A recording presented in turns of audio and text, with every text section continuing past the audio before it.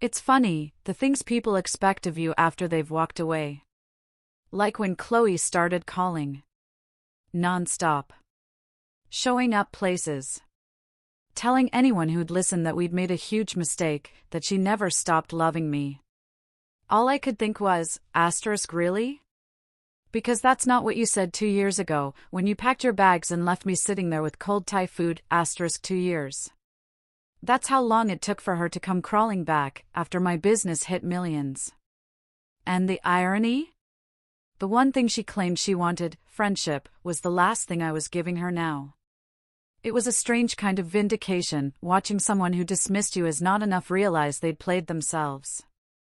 But to understand how we got there, we need to go back. Chloe and I had dated for 3 years. The last 18 months, we were living together in a decent 2-bedroom apartment in Portland. I was working as a digital marketing manager, making about $78,000 a year. It was stable, comfortable, nothing crazy. Chloe worked part-time at a boutique in the Pearl District, pulling in maybe $26,000. She was always talking about taking courses to level up her career, but honestly, I never saw her finish any of them.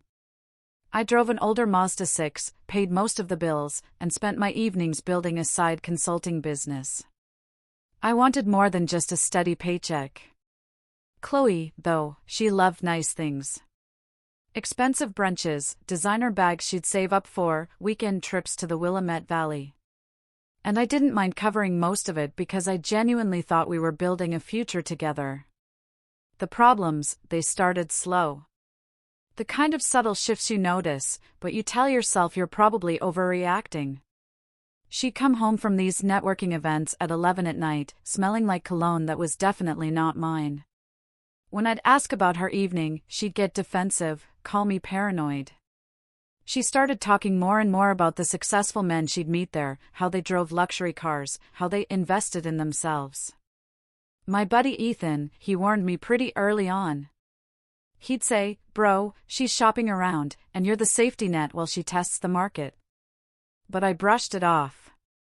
I loved her, and I believed she loved me back. I was working 12 to 14-hour days, between my job and my side hustle, trying to build something real. And all she would do was complain that I wasn't present enough, or that I was always working, even though the money I made was paying for the lifestyle she wanted. Then came the night everything changed. I got home around 8, after a client call, with Thai food. I knew she liked it. I found her at the kitchen table, an odd, formal energy about her. Hands folded, expression serious. Before she even opened her mouth, I knew this was planned. "Noah, we need to talk," she started. I put the food down and sat across from her. She launched into this rehearsed speech about wanting different things, about how I was safe and stable, but she needed someone who matched her ambition, someone who could provide the lifestyle she deserved without her having to worry about money. And then came the line that I'll never forget. She looked me dead in the eye and said, "I think we're better as friends." Like she was doing me a favor. I just sat there for a second. The words echoed. And then, a realization hit me, one that probably should have months earlier. She wasn't leaving me because we were incompatible. She was leaving me because she found someone with more money, and she was trying to package it as some noble, self-aware decision. I could have argued. I could have begged. Promised to work less, make more, whatever she wanted to hear.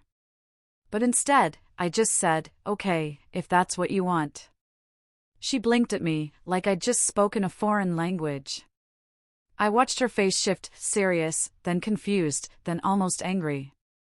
She clearly expected a scene, a dramatic movie moment where I'd realize what I was losing and fight for her. Instead, I just calmly asked if she needed help packing, or if she had somewhere to go that night, like we were discussing a work project. She told me she'd stay with a friend and come back for her stuff over the weekend. I said that was fine, I'd make sure I wasn't home so it wouldn't be awkward. The confusion on her face deepened. Frustration, maybe. Disappointment. I don't know. She just grabbed her pre-packed suitcase from the bedroom and left without another word. I sat there in the quiet apartment, the Thai food getting cold on the table. And instead of sadness, I felt this weird sense of relief. Like a weight I didn't even know I was carrying had suddenly been lifted. That night, I opened a spreadsheet and calculated exactly how much I'd been spending on her every month: rent, food, entertainment, trips. It came out to around $1,400. $1,400 that would now stay in my pocket. Money I could invest back into my business. The next morning, I woke up and went to work like nothing had happened. Because honestly, nothing had really changed, except I didn't have to pretend anymore. Ethan called me around lunch, asking how I was doing. I told him I was fine, which seemed to confuse him more than anything. He kept waiting for me to have some breakdown, to show up drunk and angry, but it never came. Instead, I threw myself into work, both my day job and my consulting business.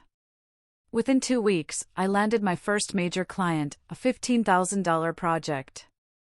It would have been impossible to focus on that if Chloe had still been around, demanding my attention. I remember sitting at my desk after I closed that deal, looking at the contract, and thinking, losing her might genuinely be the best financial decision of my life, even if it wasn't one I'd made on purpose.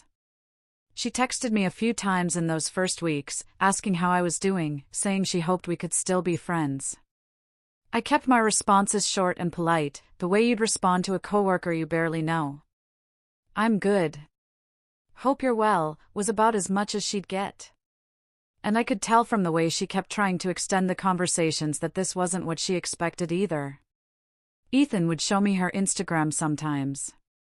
Pictures of her at fancy restaurants, designer bags, a new guy's arm around her shoulder in every third post. Clearly showing off her upgraded life. I didn't follow her anymore. Didn't check up on her. Didn't care, really, because I was too busy building something real, something that was mine, something nobody could take away by deciding I wasn't ambitious enough. The first time I saw one of those posts, Ethan sent me a screenshot with the caption, "Bro, check out your upgrade." It was Chloe at some rooftop restaurant, champagne glass in hand, leaning against a guy in a tailored suit. Daniel Reed.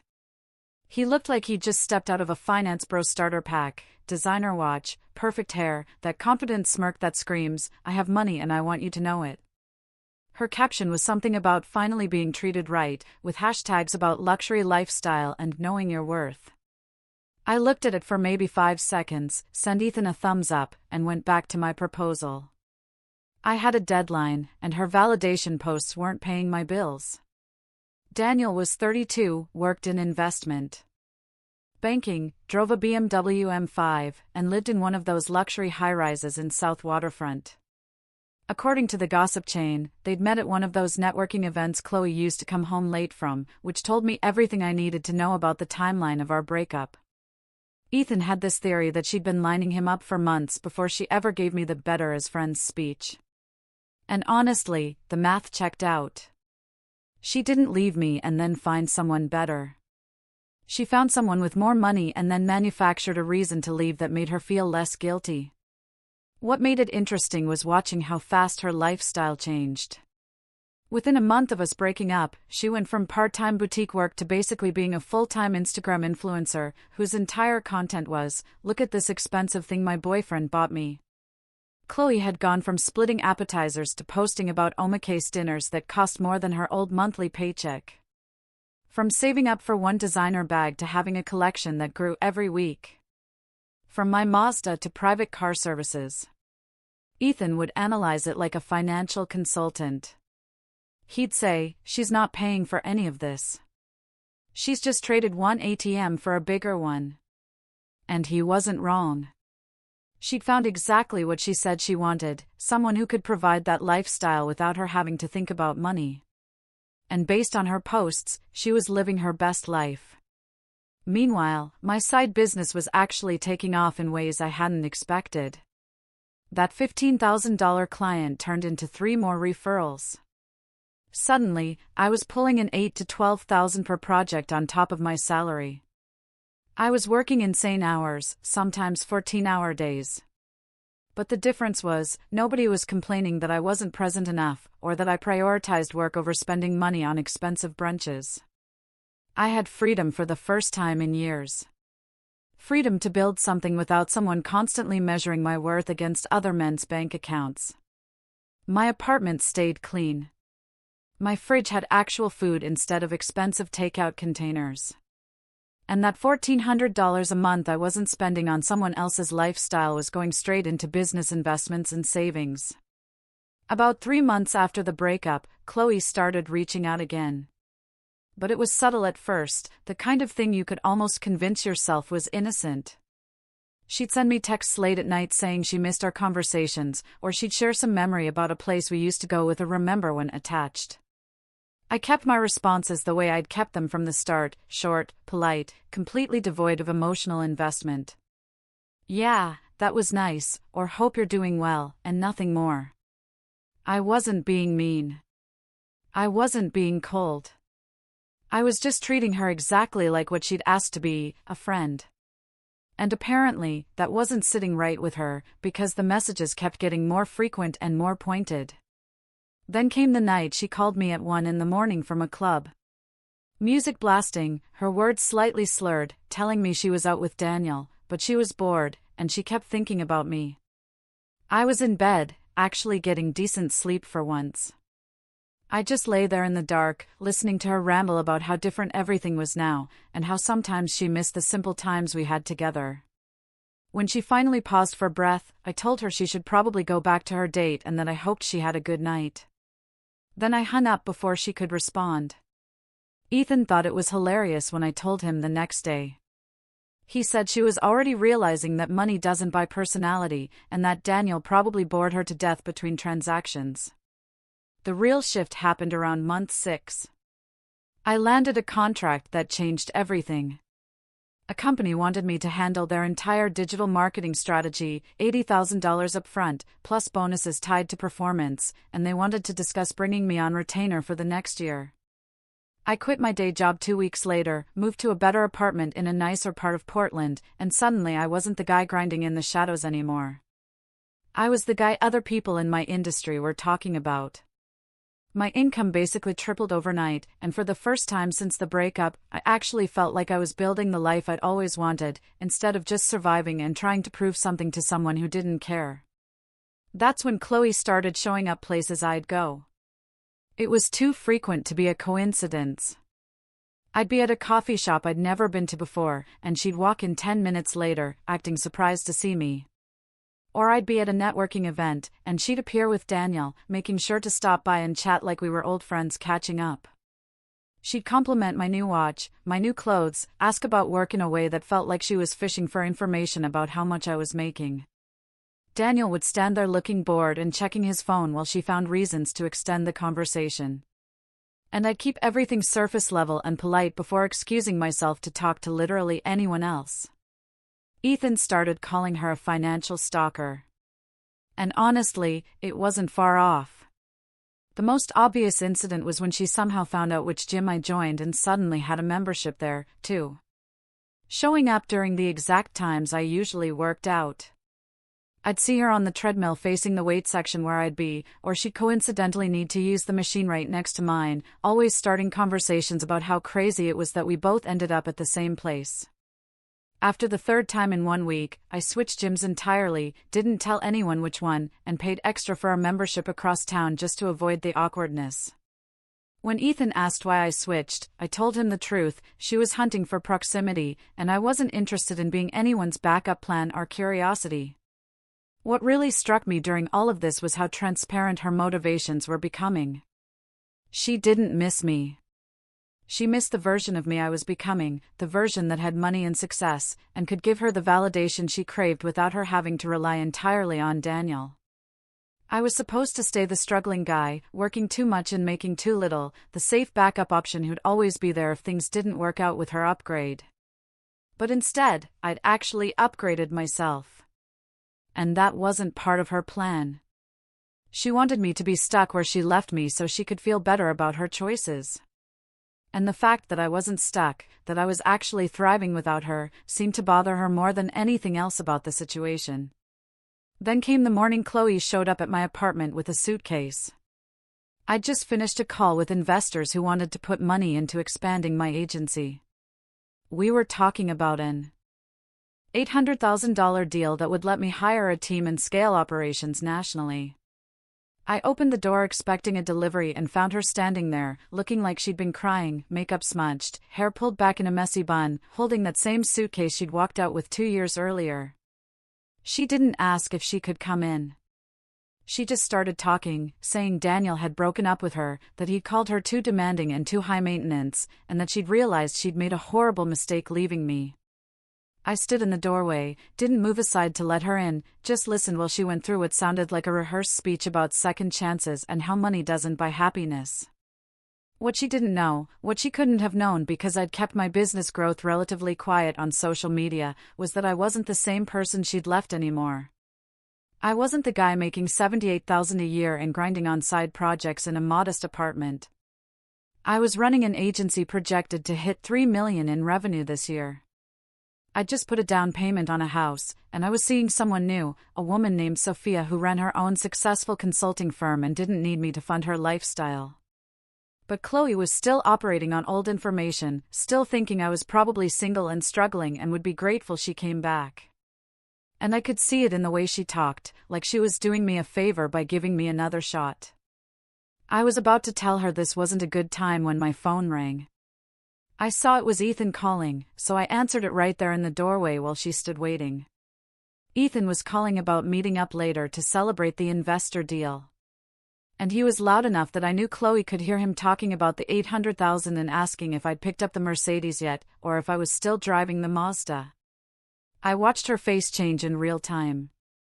Watched the recognition hit her that something fundamental had shifted since she'd last checked in on my life. When I hung up, she asked me directly if what Ethan said was true, if my business was really worth that much now. I told her honestly that it was doing well, better than I'd expected. The energy in the conversation changed immediately, like a switch had flipped in her brain. Suddenly, she wasn't the apologetic ex-girlfriend seeking forgiveness. She was practically vibrating with this manic energy, talking about how she'd always believed in me, and how she knew I'd be successful, and how we could be so good together now that we were both in better places. She started touching my arm, leaning in closer, saying things about how Daniel never really understood her the way I did, and how money didn't matter to her anymore because she'd learned what was really important. I just stood there watching this performance, this complete transformation from sad and desperate to calculated and opportunistic. And I realized she hadn't learned anything at all. She hadn't learned that money doesn't matter. She just learned that I had more of it now. And that made me valuable again in her eyes. I told her straight up that I appreciated her coming by, but I wasn't interested in revisiting what we had, that I'd moved on, and I was happy with where my life was now.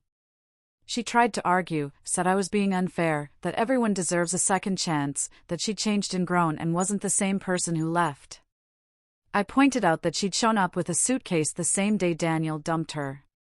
That if she'd really changed, she would have reached out months ago when I was still in my old apartment, not right after finding out about my success. She got defensive, her voice rising, saying I was twisting things, and that she genuinely cared about me and this had nothing to do with money. So, I asked her directly, if I'd still been making $78,000 and driving the Mazda, would you be standing here right now with that suitcase? And she couldn't answer. Just stood there, opening and closing her mouth like she was trying to find words that wouldn't prove my point. That's when she started crying again. But this time, it felt different. More angry than sad. And she raised her voice enough that I noticed my neighbor across the hall peek out their door to see what was happening. She accused me of being cruel, of holding grudges, of never really loving her if I could just shut her out like this after everything we'd been through together. I stayed calm, told her I wasn't shutting her out. I was just treating her exactly like what she'd asked to be 2 years ago. A friend. And friends don't move in together, and friends don't get back together after messy breakups. She actually laughed at that, this bitter sound, and said I was being petty, and that I'd regret this when I realized how rare real connection was. I told her I'd found real connection with someone who didn't need me to prove my worth with a bank statement. And that seemed to be the final straw, because she grabbed her suitcase and told me I'd changed, and not in a good way. Ethan showed up about 10 minutes after she left. I told him the whole story while we sat in my living room. He immediately pulled out his phone and showed me that he'd actually recorded part of the argument from the hallway, because he'd arrived right when she started yelling and wanted evidence in case she tried to spin some story later. We watched it back, and it was almost surreal seeing myself stay completely composed while she spiraled. Ethan kept pausing it to point out moments where you could see her calculating, adjusting her approach, trying different angles to get the response she wanted. He said I'd handled it perfectly. That some people only value you when they think you're valuable to others, and that Chloe had shown exactly who she was twice now. Once when she left, and once when she tried to come back. 6 months later, my business hit $3.2 million in revenue. I'd moved into my house, picked up a Mercedes E-Class, and Sophia and I were planning a trip to Italy together. I heard through mutual friends that Chloe had moved back in with her parents after burning through what little money she had, that she was working at a call center and posting vague things on social media about finding herself and learning hard lessons. I didn't feel bad for her, and I didn't feel vindicated. I just felt grateful.